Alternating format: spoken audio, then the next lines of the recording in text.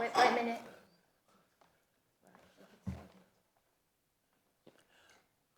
Good morning to members, officers and any members of the public who may be listening in. And welcome to the December meeting of the Rother District Council Standards Committee. Just a few things before we start. No, your microphone off on your computer. No, on your computer. A little technical problem.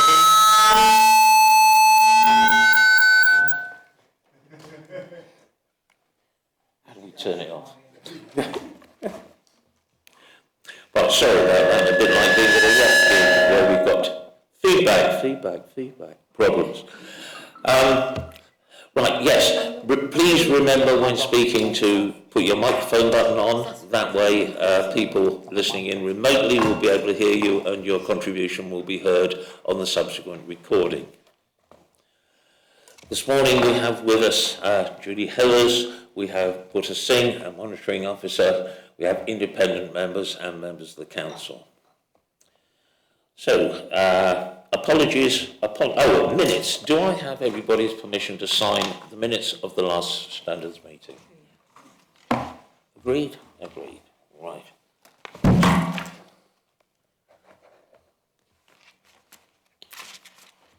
Okay.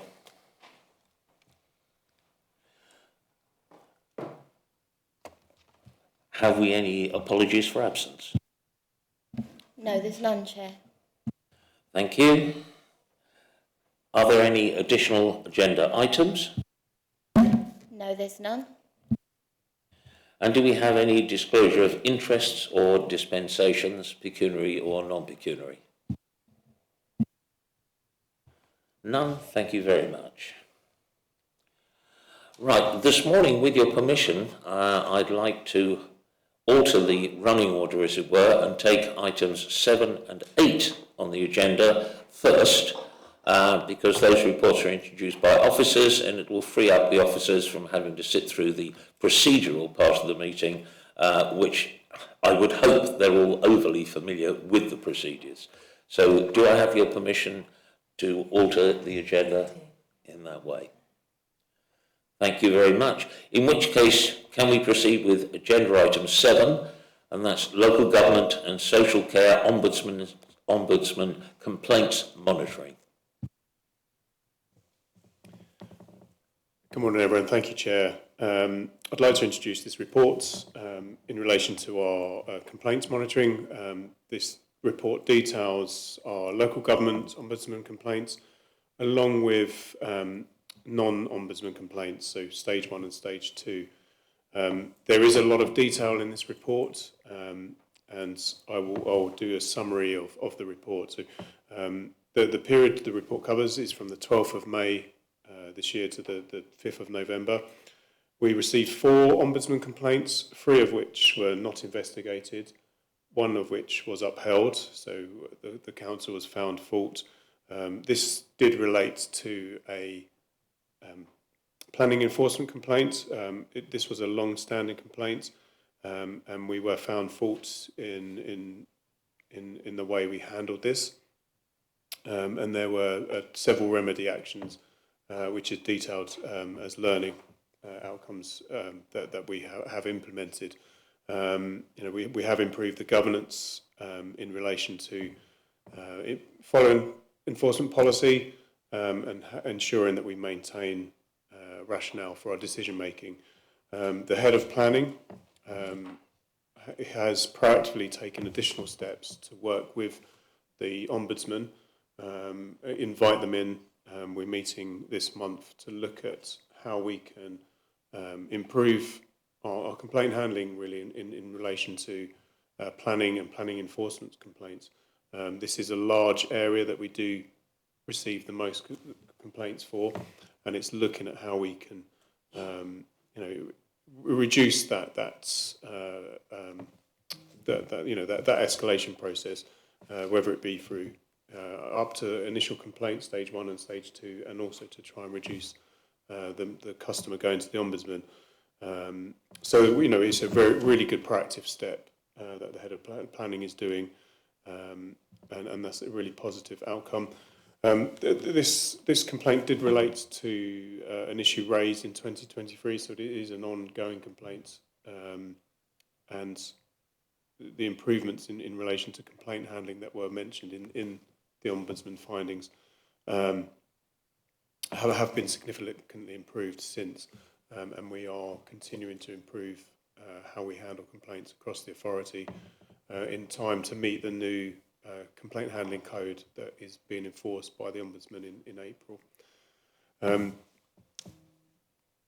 So I'll further go down the report. So there are a couple of appendix that I've attached to the report. So Appendix 1, so this details all East Sussex Council's complaints to the Ombudsman for April and November. As you can see, the reports, this appendix shows rather are about average in comparison to the number of complaints we receive compared to the other authorities. But like I say, the details are in that appendix. And Appendix 2 covers complaint terminology. Often there are a lot of jargon or complex words that are used in complaint handling, particularly around maladministration and injustice. And it is just trying to give members, officers, and our customers better information, just to understand that process and help everyone really in terms of understanding what we mean when we refer to them. So hopefully that will be helpful going forwards. The rest of the report covers non-Ombudsman complaints, so Stage 1, Stage 2, and again there is a lot of details within that report. But like I say, I'm happy to answer questions in relation to the report in general. But like I say, it's a lot of information. Thank you. Thank you for that, Mark. Any questions? Councillor Biggs. Chair, one of the things we have at the parishes I work for, obviously enforcement and planning, are the two big issues that's brought to our attention. One of the ones we've had is where officers have left and the workload or complaints for enforcement or planning are left on their, if you like, laptops for months at some cases where they've not been picked up. And then we get a inquiry from a resident saying, I made this complaint 6 months ago, nothing's been done. And where we have then took the case up, and it then comes to light that the officers left, but no one's picked the cases up. So I know it's not an excessive thing like that, but as it's now been addressed, because it has been brought to the attention of the enforcement officers and of planning, so I'm just wondering if that could be addressed when people do leave, whether their laptop is actually they should either move all their cases over to someone, or if they left and haven't done that, then someone should then go into their laptop and try and see what cases there are on their top. Is that being done? Thank you, Chair. I will take that information away and get answers for you in relation to what you've raised. I can say that the implementation of the new planning system that is currently in progress does improve how we handle case management in relation to planning enforcement side of things. So there should be greater visibility for management information and awareness of all enforcement complaints, where they are, progress, etc. So that should naturally improve the issues that you have raised. But like I say, I will liaise with the head of planning and come back with the answer to the question you raised. Thank you for the answer. I appreciate that the enforcement team and planning are under, they're under a lot of pressure, and recently enforcement have been down really low with their numbers. But I understand it's back up to 3.5 officers now, I believe. So hopefully it'll move on and be more successful. I'd like to comment. Councillor Killeen. Thank you. As I have the cabinet and the portfolio for this, I thought it was possibly a time to speak. Yes, there is a root and branch review being undertaken by the head of planning. The change, as you say, to an extra member of staff will be significant. And also, there is a new enforcement policy being written at the moment. So I think, just to reassure, I think as much as can be done, there's been a recognition of issues in the past, and a lot of the older complaints have now, in fact, in the last few weeks, have been cleared. So, I mean, there is a good deal of work being done in that area. Thank you for that. Britta, would you like to comment? Thank you, Chair. Just in relation to planning in particular, there were a number of repeat complainants, and steps have been taken to look into how to address that. And also with regards to a local government ombudsman in relation to planning matters per se, we're arranging for a meeting just to talk about perhaps where we was before and where we are now, to alleviate any concerns that the Ombudsman may have with regards to these matters and how we've moved on. Thank you for that. A comment I'd like to make, and this is really on procedure throughout the council.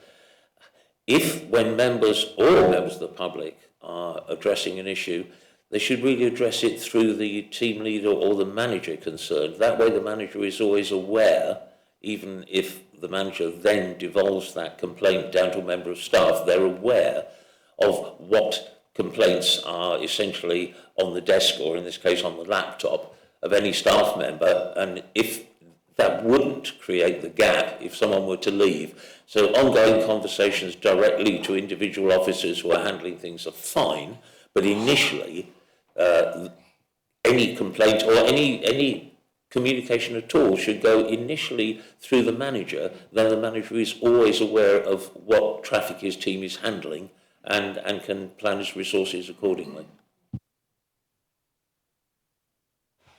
Any other questions about item 7? I would like to say how helpful it is to put the complaint terminology that you've put on the back there. That's really helpful, and thank you for that. So, moving on to agenda item 8. Sorry, the report is there for noting, so we don't need to vote on it, but we do note. Okay. Has it been duly noted in that case? Yes. Proposed? Thank you. Thank you. Those for? Unanimous. We unanimous in our noting of the report.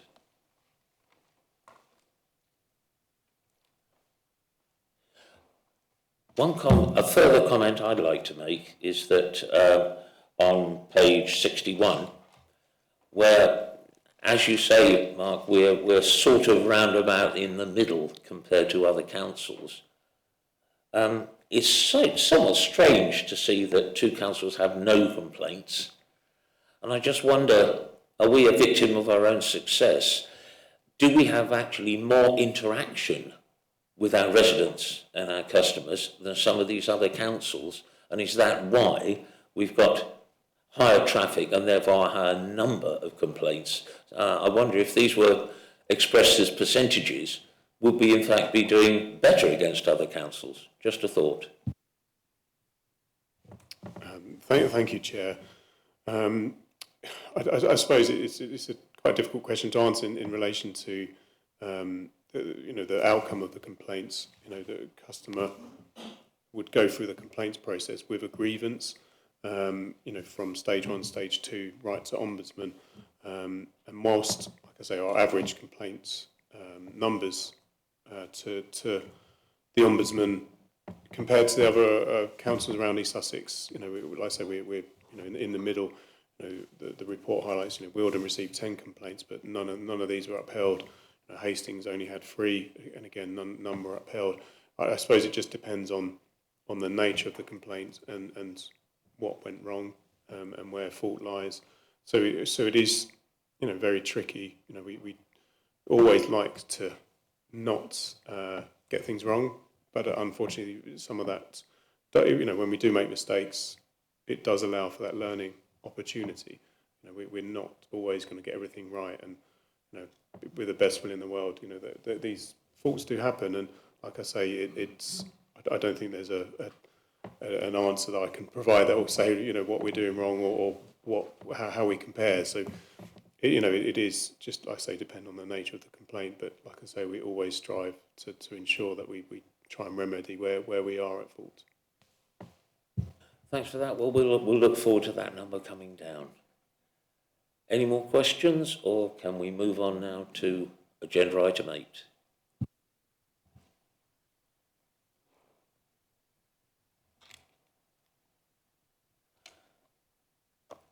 This report is by Joe Powell, Head of Housing and Strategic Assets, presenting the annual findings of the Rother District Council residential accommodation complaints and tenant satisfaction measures.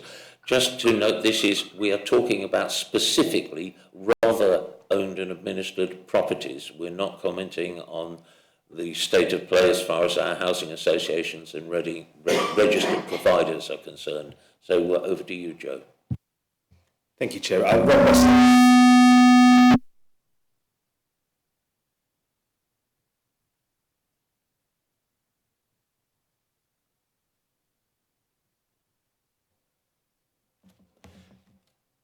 Rob Westlake will introduce the report, Chair. Thank you. This is sounding a bit like a Hendrix concert. Good morning. Is that a bit better? Yeah, okay.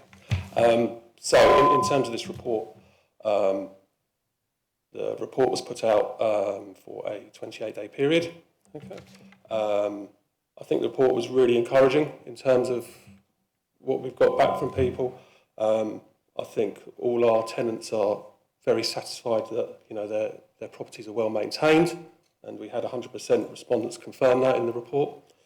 I think everyone felt they were treated fairly and listened to by our staff as well, which is a really important part of maintaining those good relations with our tenants as well. Staff are out visiting tenants on a weekly basis. I think that helps build up some rapport in terms of when things go wrong as well, which again can kind of prevent some longer term issues where there's a breakdown of communication as well between sort of tenants and the council sometimes. So that's really encouraging to see that they are building on that relationship. Again, I think I felt that they all felt, I think most people felt their homes were safe, which is a very, much basic need, which is so important that, they felt safe. Again, it was maintained. And also that, staff were there, not only on a weekly visit, but if they needed anything on the phone as well, that, between the hours of 9 to 5, Monday to Friday, they could easily call the housing officers and speak to them about any issues that may arise as well. We did have one tenant that kind of expressed some dissatisfaction due to antisocial behaviour outside the property. On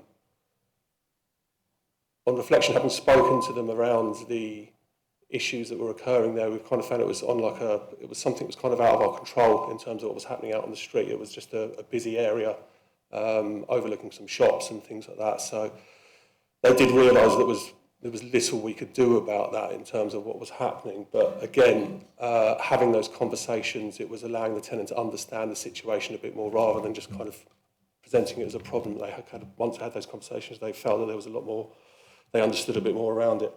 I think, one of the most important things about this as well is, looking at the case studies on the appendix as well there, is that, some of the really good positive work that the staff are doing with our tenants and helping them work through issues and signposting them to relevant services as well where needed. This is something I really want to build on as well in the future, that this becomes the sort of mainstay of our service, that we are a very supportive, landlord, and we continue to do that, and that tenants know they can come to us with any problems and we will try and resolve those problems for them, even if it is kind of maybe out of our remit, so to speak, but we will pass them on quickly to relevant people. Again, all four of those case studies I thought showed the excellent work the staff are doing with people and working with them through various issues, whether it's tenancy related to be able to sustain a tenancy in the future, or whether it's just around some sort of more needs around their mental health and things like that.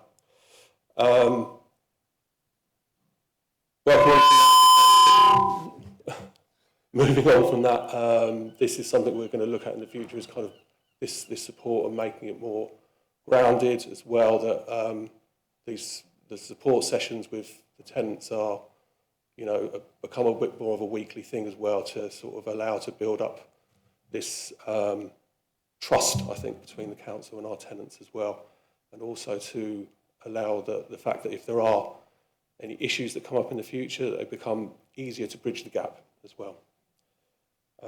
Does anyone have any further questions? Thank you for that. Councillor Biggs. Thank you, Chair. I'd just like to congratulate the housing company, or housing management team, sorry, not the company, the housing management team. It's not often we see such a positive report. I think it's excellent work, especially I've just looked at case studies A, B, C and D, where you're proactive rather quickly with a good outcome. It just goes to show that you're on the ball, and I think congratulations are in order. Yeah, I think in housing, it's not often we get good news. So, Councillor Colleen, would you like to comment? And I was just going to say that, the response rate for the survey, for example, it's significant. So, no, well done. Councillor Gray? Oh, can I just add my congratulations?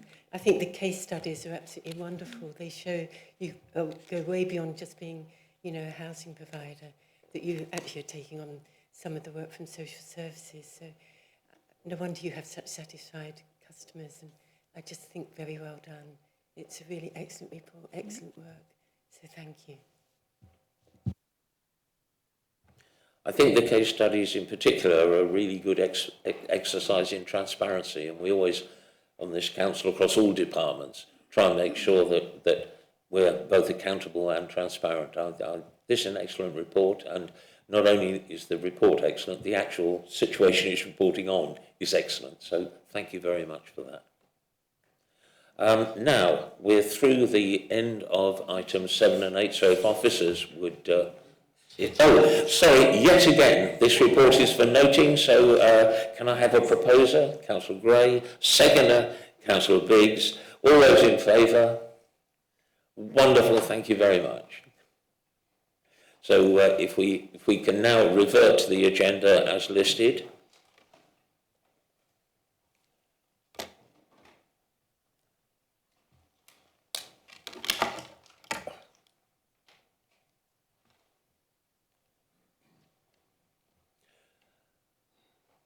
And we're now on to item 5, which is the Code of Conduct, Complaints Monitoring and Other Standards Matters. And this is introduced by Bhutta Singh, our Director of Governance and Community Services, and also our Monitoring Officer. Bhutta. Thank you, Chair. So in terms of the complaints report, Chair, so this is an update, a 6-monthly update report from the meeting that was last held in July, where we gave the annual details of complaints, member complaints that were received. So in terms of this update for the last 6 months, Chair, there's been 13 complaints that have been received as set out in Appendix A.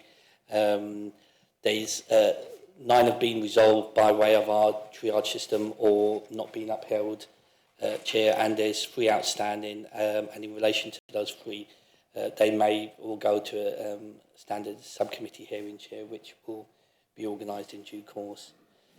Chair, whilst I'm hesitant to go into the detail of any of the particular complaints, I think a lot were insufficient evidence, I could say, or perhaps had been withdrawn. So there was a mixture of reasons as to why it didn't pass through the triage process. But those that have been where an informal proposal has been put forward by myself or a more formal proposal and it's not going to be adhered to, Chair, that's when we move forward to the process of a standards hearing, Chair. That's in relation to the number of complaints, Chair. Before I tackle the procedural aspects, Did members have any questions about the complaints per se? Whilst acknowledging that I can't go into the detail of any of them. I think it might be that many complainants are complaining as much for lack of being heard as anything else. So when it is registered as a complaint, it can be resolved quite quickly sometimes. So it proves to people we are listening, we are willing to take action, and if you explain why their complaint was in effect nobody did anything wrong, and they then, when they have the explanation, agree, then I think that's us doing our job, and you particularly doing your job in the way it should be done. So the second part of your report goes on to detail exactly how we're doing it and what changes we've made. So over to you again. Thank you, Chair. Before I move on to the second aspect of this report in terms of the arrangements, I would like to thank my colleagues in Democratic Services who have assisted me with regards to the triage process in terms of the complaints. That's when we request that complainants complete a form so they can focus their minds in terms of the aspects of complaints, and we would then go through the triage process to ensure that it's a valid complaint that then can be considered asking for the relevant information. So again, Chair, I'd like to thank my colleagues in Democratic Services for the help in assisting me with that. Just to add as well, we have appointed a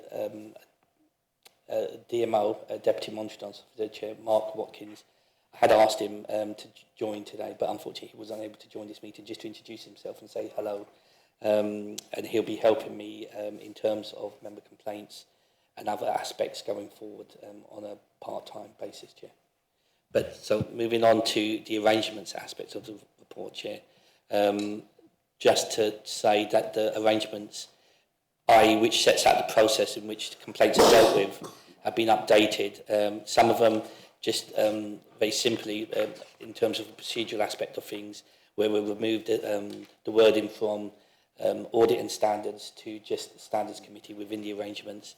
And we've also updated the arrangements to include the triage process, which was approved by the audit committee back in June 2024, but we've now, as the process is working well, we've formally recognised that within the arrangements itself, and it's set out clearly and transparently for everybody.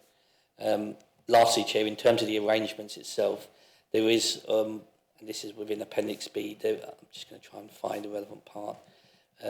We have introduced some wording to deal more quickly and effectively and efficiently with complaints where perhaps the subject member isn't willing to accept the informal resolution that's been offered. And in those cases where it's very straightforward and basic, I think rather than go through a long-winded process of asking the investigator to get involved, which can be, even if it's dealt with in-house, can be costly, and in terms of resources, it would be far better just for the monitoring officer to draft a simple report and ask for that matter to go to a standards hearing, Chair. So that's the other change. That's a substantive change within the arrangements, Chair. But apart from that, as I said, it's just updating the arrangements itself. Chair, was there any questions in relation to the arrangements aspects? Any comments or questions for Buddha? No. I think I'd like to comment here that complaints handling can be a thorny subject, and anything we can do to improve the way in which the methodology we use is to be welcomed. And I think the triage system and the improvements that have been made, it's not to cut out complaints, it's to make sure that we can focus our limited resources on those complaints that really do need investigation and might well lead to this council giving better performance or at least giving better satisfaction.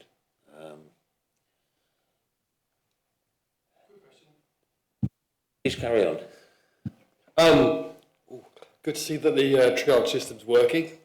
I wonder, is there anything that we could do in parish councils to kind of pre-triage, whatever the criteria you're looking at? We could have if we could have a crib sheet or something like that to kind of guide our thinking. Would that help? We're happy to discuss that if it would. Over to you, Buddha. Chair, I've also been speaking with Councillor Griffiths, who reached out to me with regards to a particular question. Perhaps it'd be best if I took both questions together. So, Chair, would Councillor Griffiths like to ask me what he wanted to ask in terms of the arrangements and complaints process at this stage? Sure, thank you. Thank you, Chair. The question, well, there are two questions. The first, really arises from the strengthening of standards consultation, which is the next item on the agenda.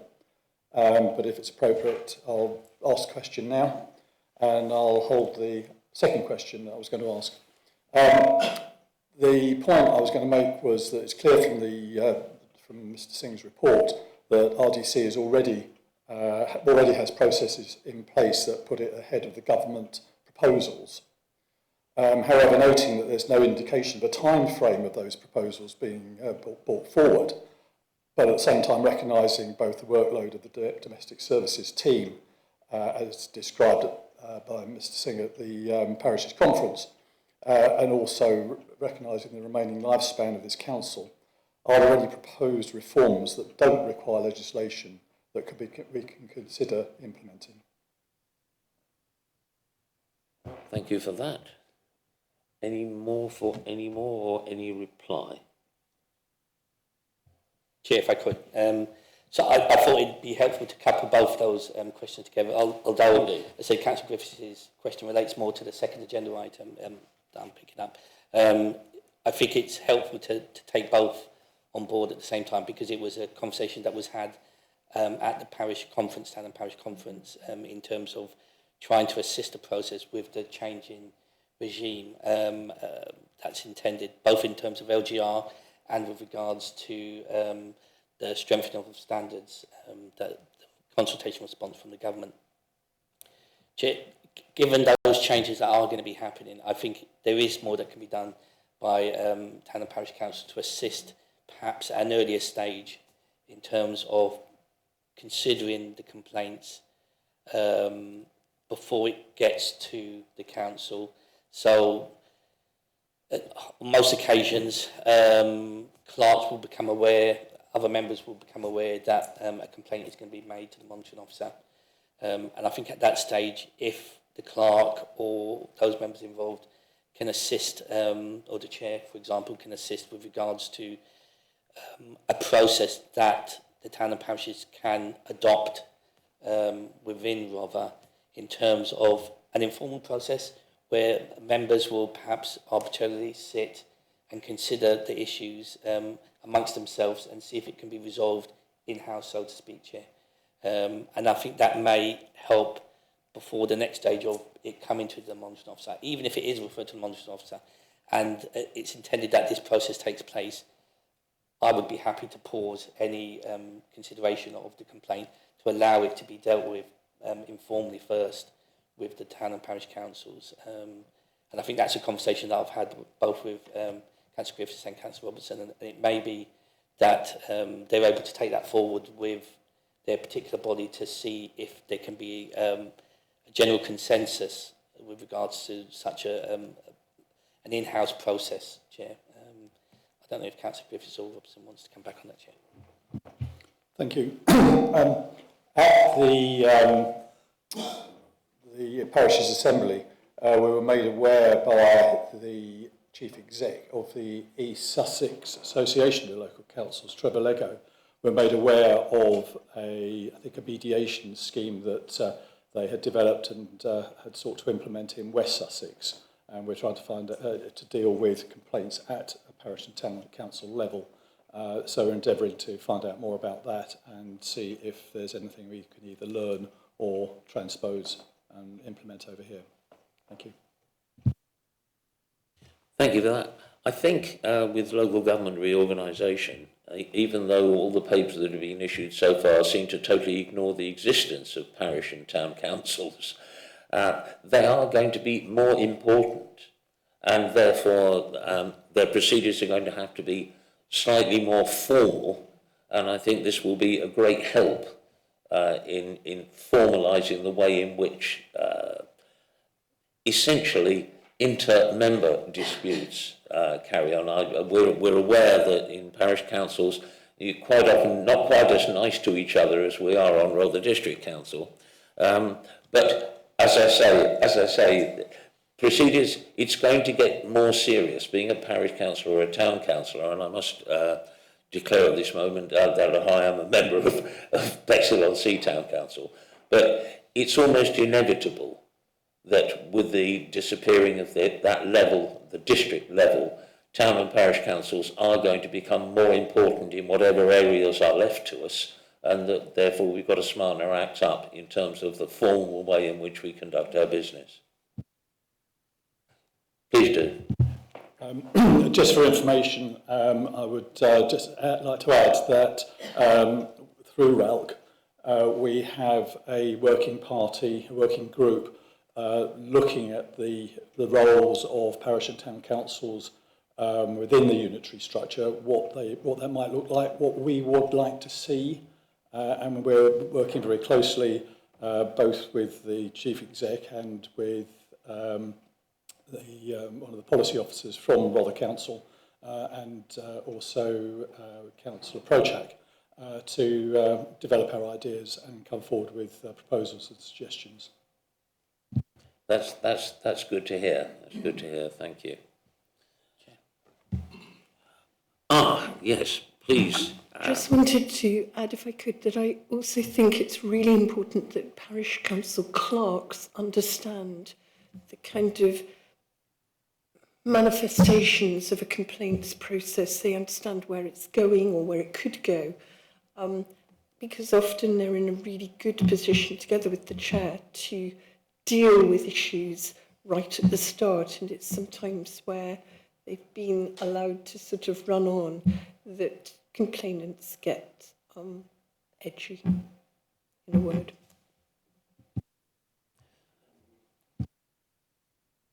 Yes, please do, Councillor.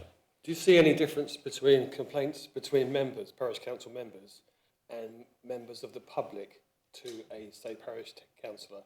Is there a difference in approach in the way we could handle it, or is it does the same triage, would it apply? That's yours, I think, Buta. Yeah, thank you. So it would be the same process. I think that would apply to everybody. I think that's a fair and a proportionate way to deal with any complaints in terms of member conduct. So as set out on what page is it? On page 17 of our agenda, that sets out briefly the triage system that we would look to use, and I think that's why I'd encourage any complainant, whether they be a member or a member of the public against a member, to adopt that process, because it focuses minds and it allows for an easier way of dealing with it. But Chair, I would thoroughly encourage and happy to suggest and help with any mediation suggestion that the town and parishes are going to look to entertain, because that will help us, helping them.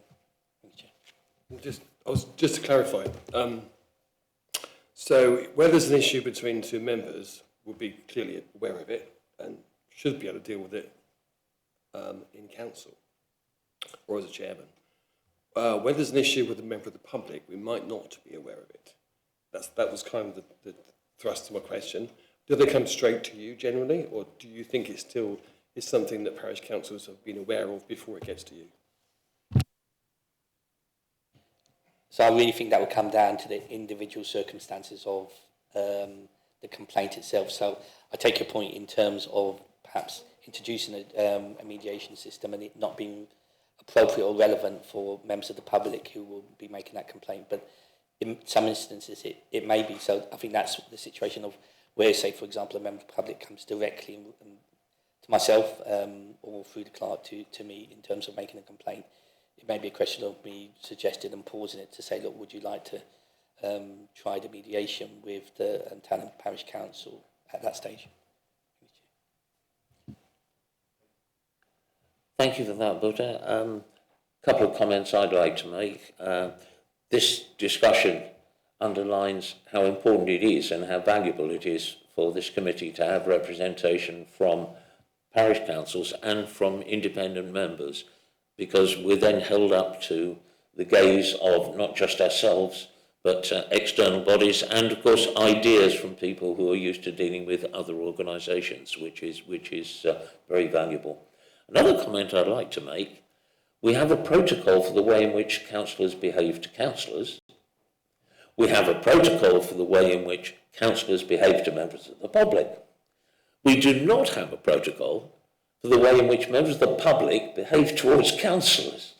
Now, this was probably not really an issue years ago, because any such confrontation will occur face-to-face and be dealt with immediately.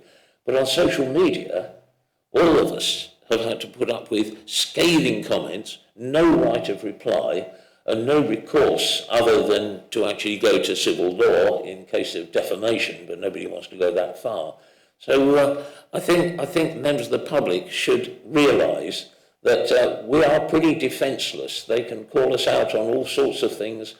They can propagate inaccurate information, and we've got very little recourse to anybody. Whether that will develop alongside local government reorganisation, whether there will be acceptable standards, I don't know, but it's just a thought, and it's something we're having to learn to live with. Thank you. Butter, please do. Chair, if I can come back on that very quickly. So I accept that members are in a really difficult position with regards to complaints, or how members of the public approach members. And yes, sometimes the only route for members are going via the civil route, but also if it does go beyond that, then there is the option of criminal matters reporting to the police. And I have been aware of that in the past and have been involved to assist members where someone has crossed the line. Chair. So members should always remember there still is that option, and it can be for things that you would think actually it's trivial and it doesn't require police intervention. Chair, so I hope that helps. Indeed, that's very much, we have to take a very big step to initiate any of those sorts of procedures. And it's probably a matter for councillor training, how we interact with the public and how we learn to diffuse those situations. And it may be that we also need to make the public aware of it's not okay to just fire off something on social media without checking the facts. Yes, there is no penalty, but please, it's not doing anyone any favours, and it's not enabling this council to do its job, or the council members to do their jobs any better. So, end of rant. This report is for noting. Councillor Beeks again. Sorry, Chair. Yeah, taking up the point there are certain people out in this real world that know they will go on social media. They know they cannot get their wrist slapped.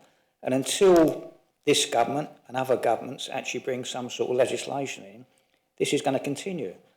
So I don't know where we go with this, to be honest with you, because we are sitting ducks. All of us sitting around this table that are councillors, parish councillors, district, county, we are there to be shot at. And I find it really hard sometimes to not fire back. But we are sitting ducks. Now, I was quite interested in what Buta said there, that if we found it was going on and on and on, are you actually saying we can come to you, produce the evidence, and then with Rother, if you're a district councillor, then you as a person would then go, I think we need to take this to the police. I don't know what course of action we can do. It's just, I admire anybody that's in public office that puts their head above the parapet to be shot at. It's just a shame that we've got no recourse to actually bring some of these people to task. Thank you for that. Do you wish to reply, Butter? Chair, so I'm always happy to have any conversation with members where they feel they're being targeted and it is not just a one-off and they are feeling threatened by it. I'm more than welcome to have that conversation and assist in terms of facilitating any perhaps further steps if appropriate, Chair. So I'm more than happy to have that conversation and assist members when needed. Chair, and just before we move on to the next report, I did want to thank the independent persons and Route Tees for all their help in terms of the process, especially to the independent members with regards to swiftly in dealing with the complaints that I've always put to them for their view too. Chair. That's good to hear. Thank you for that. This is always a thorny subject because on the other side you have freedom of speech. luckily in this country, you can lead off in the pub about something and you're not going to get a knock on your door at 2 o'clock in the morning from a member of the secret police who happen to be in the bar next door. So let's never lose sight of that. It's a luxury being able to disagree with governments, both national and local. But whether a protocol is going to evolve or whether society will just learn to grow up, I don't know. Fine. So, are we okay now, Julie? Yes? Butter, one more. Chair, just to clarify in terms of the recommendations themselves, so it's also so one aspect is to note the report and obviously the details with regards to Appendix A and the complaints, but also in terms of Appendix B, it's to note the insertions, but also to approve the amendments that have been made as well, Chair. Thank you. Thank you for that. So not only are we noting the report, we are approving the amendments which Butter has outlined in yellow and we've discussed. So can I have a proposer for that report? Thank you, Councillor Gray. Councillor Legg, seconded. All those in favour? Thank you. There we go. I almost got that bit right. Right. Now, it's you again, Butter, to comment on the new government regulations. Thank you, Chair. So this agenda item 6, it's in relation to the government's response to the consultation in terms of strengthening standards, Chair. So the consultation was held back last year in December and it concluded in February. There was a number of responses received, Chair.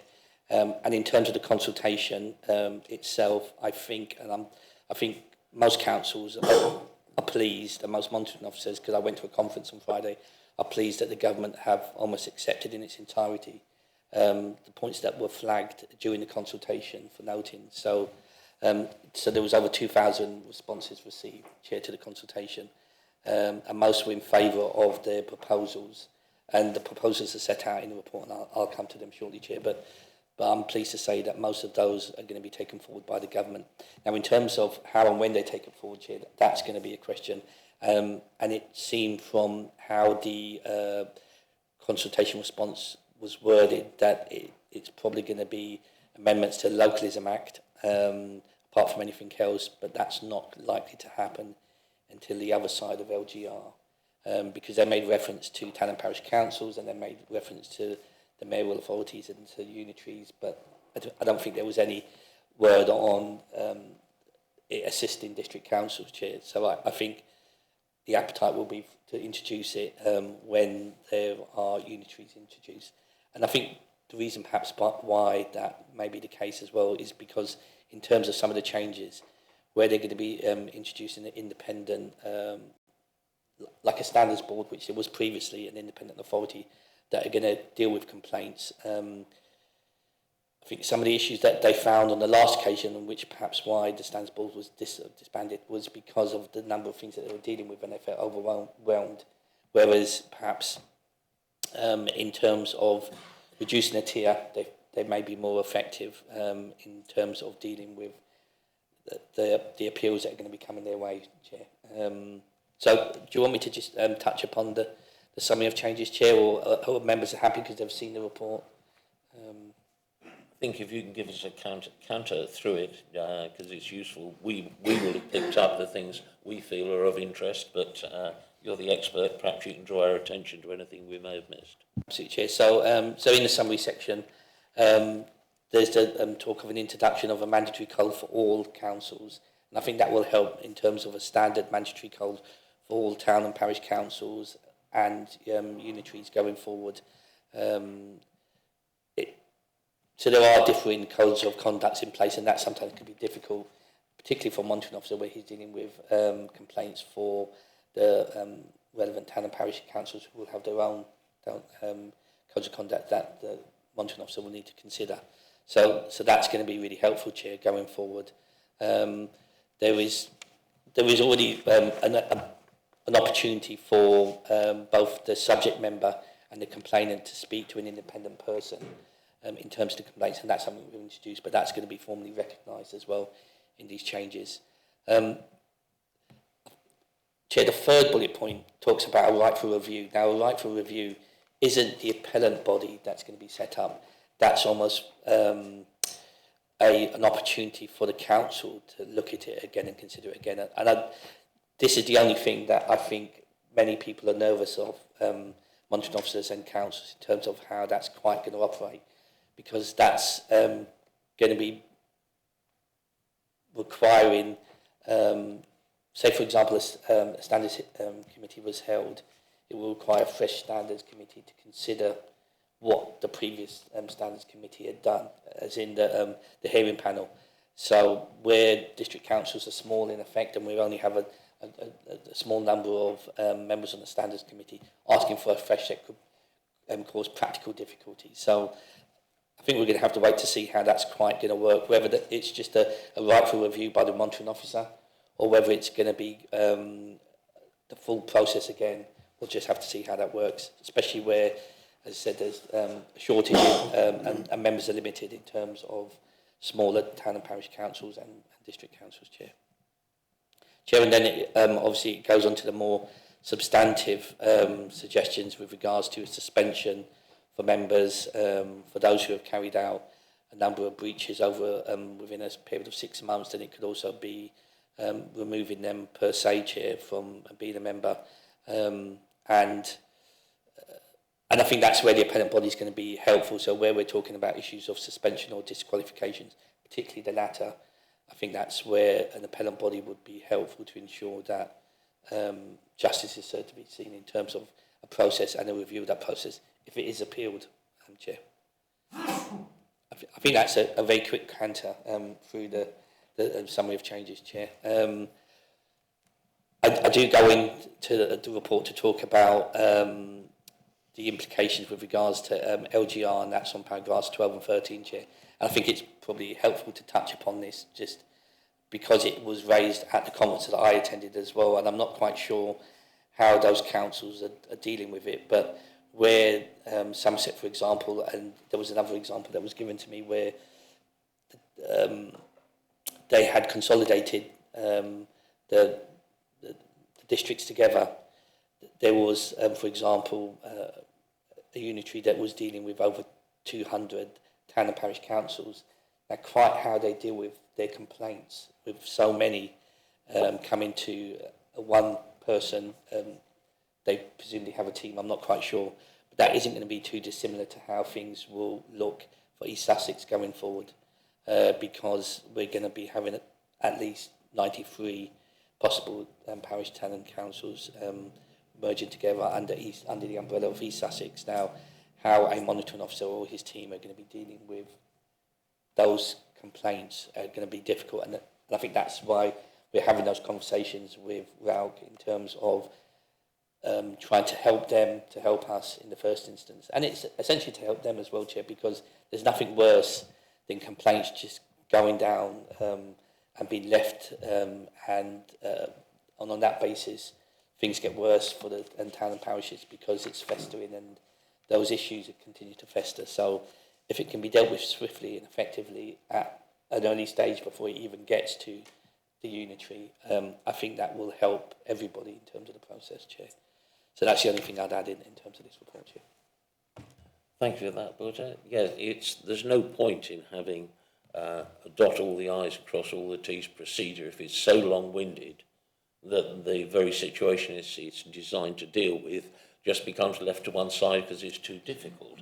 I'm not too sure that national government thought through all these implications of local government reorganisation, but I'm sure they did in great detail.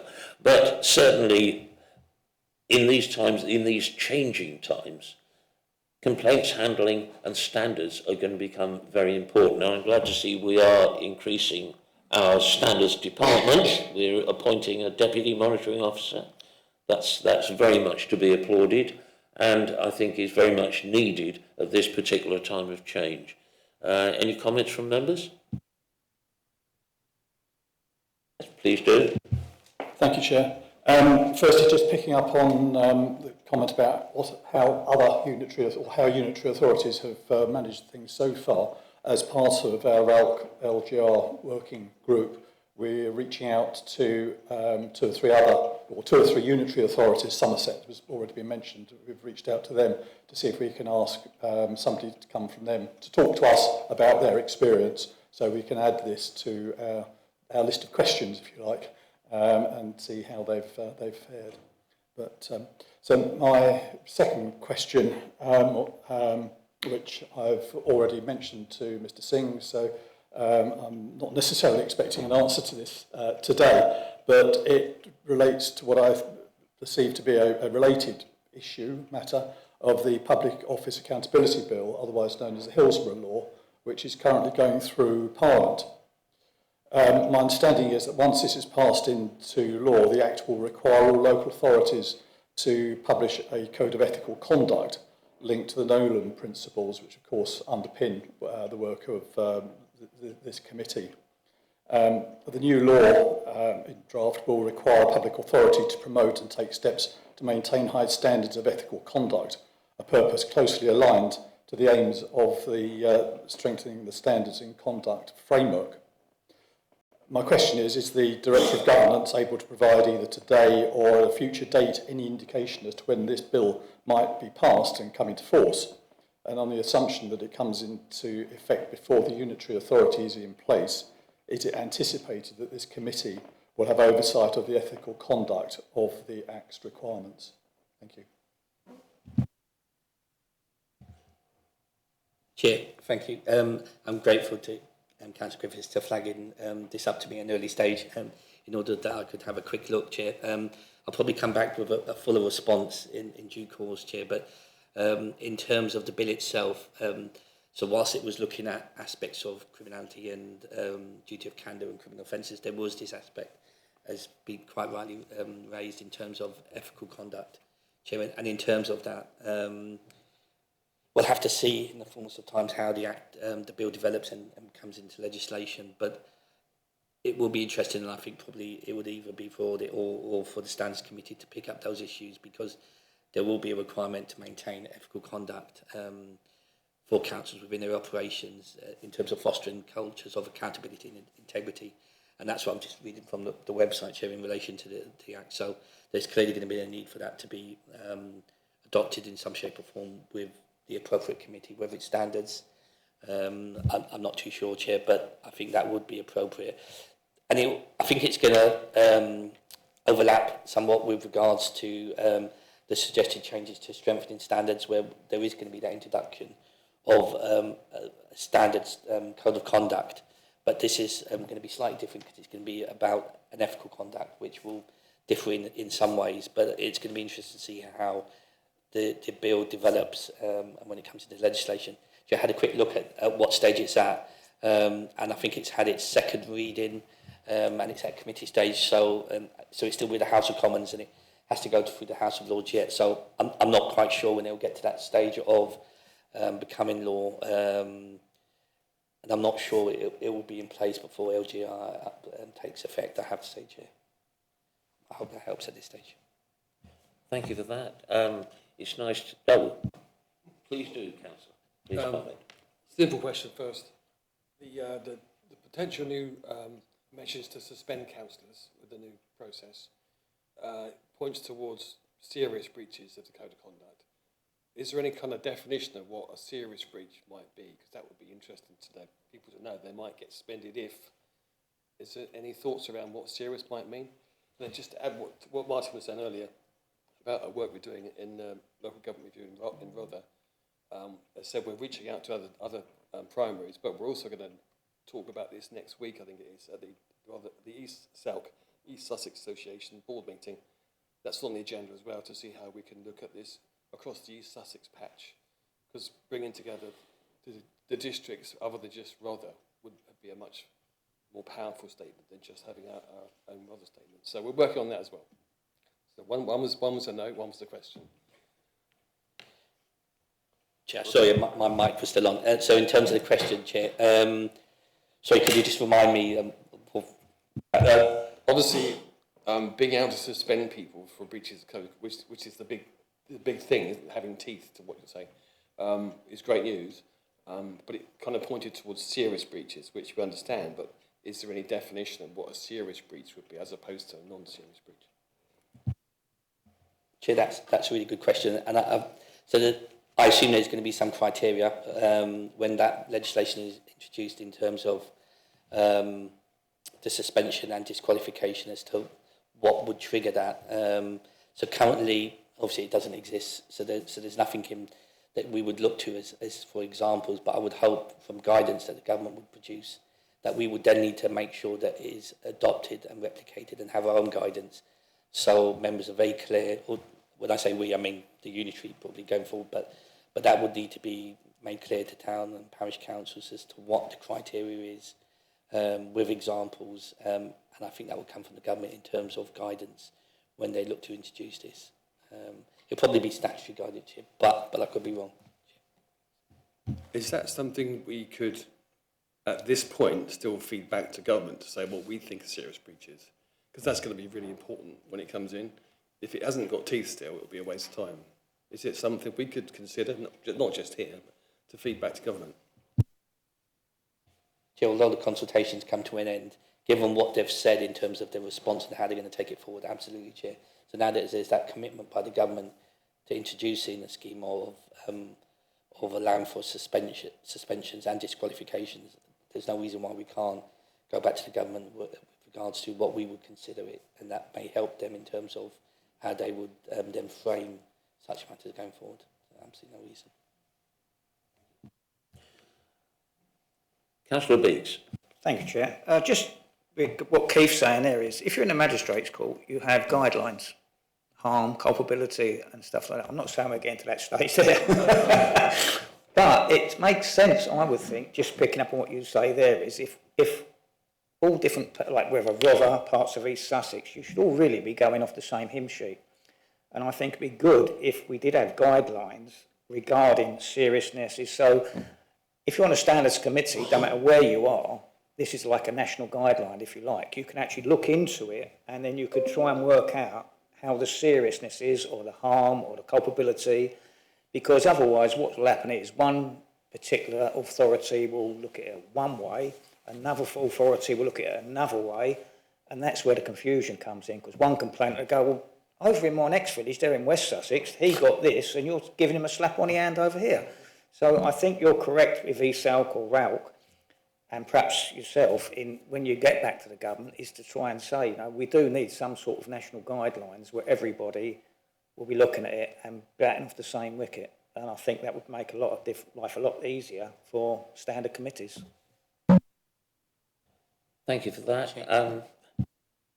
Mr. Singh. Chair, thank you. Just coming back on that, I'm happy to take that forward, and that's why I feel there'll be statutory guidance that we introduce, so guidance that you can't really move away from unless you've got really good reason. And I think that will be introduced by the government, setting out the criteria and giving examples, so it's clear to everybody what will constitute and what will merit suspension and what will merit disqualification, Chair. But I did speak to the policy officer who was assisting the government with regards to the standards framework on my conference, and I said I'm happy to take anything back to her. So if members got any views in terms of what they feel would merit a disqualification or a suspension, I'm happy to take that back with regards to just maintaining the view that it would be helpful to have a criterion and guidance in place at an early stage. Thank you for that. It's nice to hear that things are not being handed down on tablets of stone for a change, and we are being asked. Consultation is often, we often hear the word consultation and your eyes glaze over, you think, consultation, and we hear what you say, but we're still going to do what we're going to do. However, this does seem to be an evolving, it's no revolution, it's evolution, and in terms of standards, that can always be good. And I think your point, Councillor Biggs, that you need to have, for a standard to be credible, it needs to have some sort of logical thread wherever it's being applied, whether it be in courts or in councils. When you can point, as you say, to one council doing something one way and another council looking at the same situation doing it completely differently, that doesn't do anything for anybody's reputation. So if this consultation and this evolution results in something, not one size fits all, but something that has been exposed to the real world, we've got a chance of it being effective. And we really need that. To go back to local government reorganisation again, we really need those procedures to govern however this new authority is going to fit in. There's going to be lots of bedding in. No one will have seen. Things will fall down the cracks. District used to do that. Oh, we didn't know districts did this. Unitary hasn't really picked it up, nor has the Strategic Mayoral Authority. So we're going to be dealing with a lot of that. And quite a lot of that is going to be down to standards. I think it's very useful to hear that standards officers are talking to each other and talking to government to try and get that right. Right, we're virtually at the end of the agenda. We need to note, that report. Do I have a proposer? Councillor Gray and Councillor Biggs, seconded. All in favour? Thank you very much. I think we're at the end of the, we now need to look at least at our work programme, which is the last.